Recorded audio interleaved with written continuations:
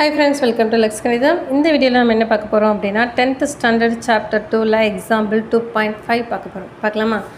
445 மற்றும் 572ஐ ஒரு குறிப்பிட்ட எண்ணால் வகுக்கும் போது முறையே மீதி 4 மற்றும் 5ஐ தரக்கூடிய மிகப்பெரிய எண்ணை கண்டறிக. அதாவது 445ஐயும் 572ஐயும் ஒரே நம்பரால் வகுக்க போகிறோம். சரியா? ஒரே நம்பர்னால் இதை 10ஆல் வகுக்கிறீங்கன்னா இதையும் 10ஆல் தான் வகுக்கணும். அந்த மாதிரி அதே மாதிரி வகுக்கும்போது இதை வகுக்கும்போது எனக்கு மீதி 4 கிடைக்குது, இதை வகுக்கும்போது மீதி 5 கிடைக்குது. ஓகேவா? இந்த மாதிரி தரக்கூடிய மிகப்பெரிய எண்ணை காண்க அப்படின்னு கேட்டிருக்காங்க. ஸோ அதுக்கு என்ன பண்ணலாம்? எனக்கு மீதி 4 கிடைக்கணும். அப்போது இந்த நம்பர்லேருந்து நம்ம 4 கழிச்சிட்டோன்னா ஒரு நம்பர் கிடைக்கும் இல்லையா? அதுக்கப்புறமா இந்த நம்பர்லேருந்து ஒரு 5 கழிச்சிட்டோன்னா மீதி கிடைக்கும் இல்லையா? ஏன்னா அது மீதி வரணும்னு சொல்லியிருக்காங்க.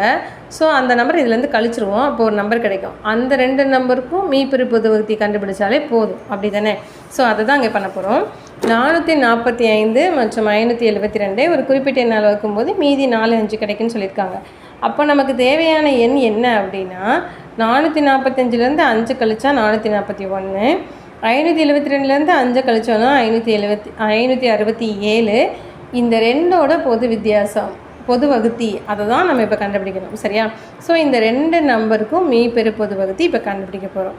இப்போ 567 இப்போ நம்மளுக்கு யூக்ளிட்டின் துணை தேற்றத்தின்படி நம்மளுக்கு என்ன தெரியும் அப்படின்னா, ஒரு 2 நம்பருக்கு மீப்பெரு பொது வகுத்தி கண்டுபிடிக்கணும்னா பெரிய நம்பரை சின்ன நம்பரால் என்ன பண்ணணும்? வகுக்கணும். சரியா? ஸோ பெரிய நம்பரை சின்ன நம்பரால் வகுக்கும்போது எனக்கு என்ன கிடைக்குதோ மீதியெலாம் கிடைக்கும் இல்லையா? ஸோ அதை வச்சு திருப்பி நம்ம பண்ணிகிட்டே வரப்போகிறோம். ஏற்கனவே எடுத்துக்காட்டு 2.4 நம்ம இதே மெத்தட் செஞ்சுருப்போம். ஓகேவா? ஸோ அதே மாதிரி தான் செய்ய போகிறோம். இப்போ யூக்ளிட்டின் துணை வகுத்தல் தேற்றத்துப்படி நம்மளுக்கு என்ன தெரியும் அப்படின்னா A = BQ + R அப்படின்றது நம்மளுக்கு தெரியும். சரியா?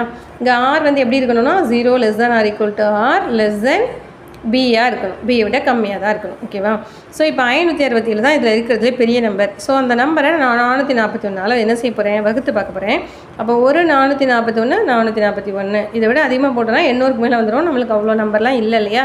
ஸோ அதனால் 1 தான் போட்டிருக்கோம். மீதி இதிலேருந்து கழிச்சிட்டோம். இதிலேருந்து இதை கழிச்சா எனக்கு 126 கிடைக்குது. ஸோ இது எப்படி எழுதலாம்? 441 1ஆல் பெருக்கி 126ஆல் கூட்டணும். ஸோ எழுதியாச்சா? இப்போ நம்மளுக்கு என்ன கிடச்சிருக்கு? 441.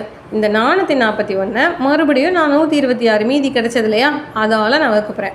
அப்போ 441 126ஆல் நான் வகுக்கும்போது 3 126 378 கிடைக்குது. ஸோ 441லேருந்து 378 கழிச்சின்னா எனக்கு மீதி 63 கிடைக்கும். ஸோ இந்த 441 நான் இப்போ எப்படி எழுதலாம்? 126 பெருக்கல் 3 + 63 அப்படின்னு எழுதலாமா? ஸோ எழுதியாச்சு. இப்போ மறுபடியும் என்ன பண்ண போகிறோம்? 126 மீதி கிடச்சதுலையே 63 அதால் நம்ம வகுக்க போகிறோம். ஸோ 126 63ஆல் வகுக்கிறேன்.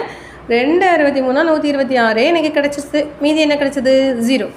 ஸோ எப்போ 0 வருதோ அப்போ எந்த நம்பரால் நம்ம வகுக்கிறோமோ அதுதான் அந்த 2 நம்பர்ஸோட மீப்பெரு பொது வகுத்தின்னு சொல்லியிருக்கோம். ஸோ இப்போ 63 தான் மீப்பெரு பொது வகுத்தியாக நம்மளுக்கு கிடச்சிருக்கு. ஸோ 441 மற்றும் 567ஓட மீப்பெரு பொது வகுத்தி 63. அப்போ இந்த நம்பர் தான் நம்மளுக்கு கண்டுபிடிக்க சொல்லியிருந்தாங்க இல்லையா? ஸோ தேவையான n = 63. ஸோ இந்த சம் உங்களுக்கு தெளிவாக புரிஞ்சிருக்கும் அப்படின்னு நம்புறேன். வீடியோ பிடிச்சிருந்தது அப்படின்னா லைக் பண்ணுங்கள், ஷேர் பண்ணுங்கள். Okay friends, thank you.